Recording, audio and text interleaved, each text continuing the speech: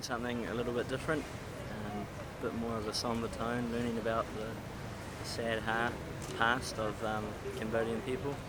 So here today we're at the Tuol Genocide Museum. So I think basically this is an old school that they turned into a torture prison. I think there's about 14,000 people stayed here and died here. Only about 8 to 12 survived over the 4 years of the Khmer Rouge. So we're about to do an audio tour to learn a bit more. In 1975 to 1978, this place was used as a torture chamber to many Cambodians and a few foreigners, as the Khmer Rouge tried to torture them into confessing their non-existent rebellion against the Angkar. To this day, there is still blood on the ground from the victims, along with beds and waste boxes. In Building B, we see mass holding chambers, along with single cells. One in particular held a man, Chum May, one of 8 survivors whom we met at the end of our visit.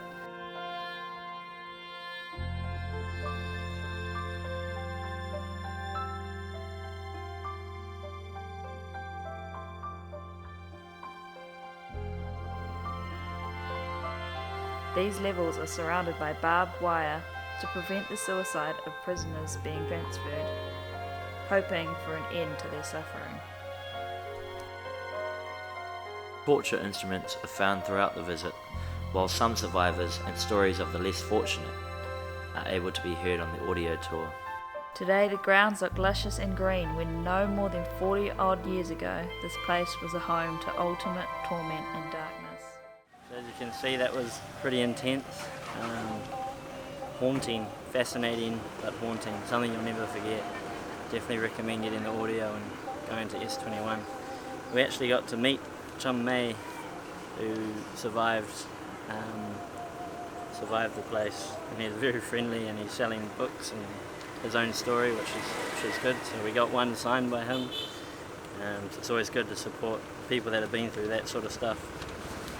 It's amazing that you can still smile after all of that sort of stuff. Incredible.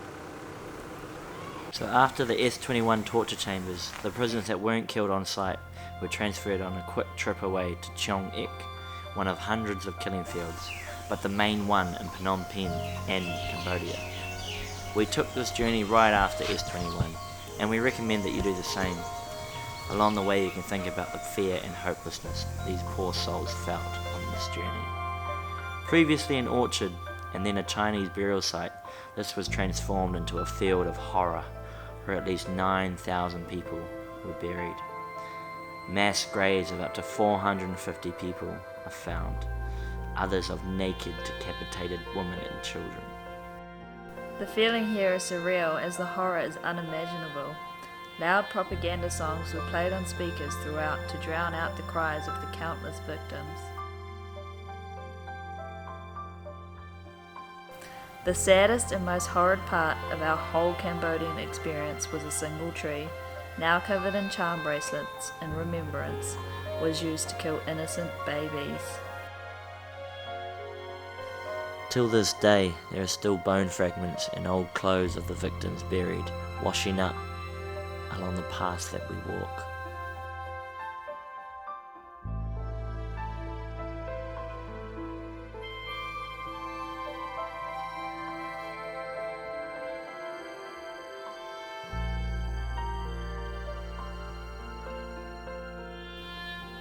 This video does in no way give justice to the horrors found here, but we hope it gives more awareness and encourages you to visit, learn and understand the tragic history of this nation, Cambodia.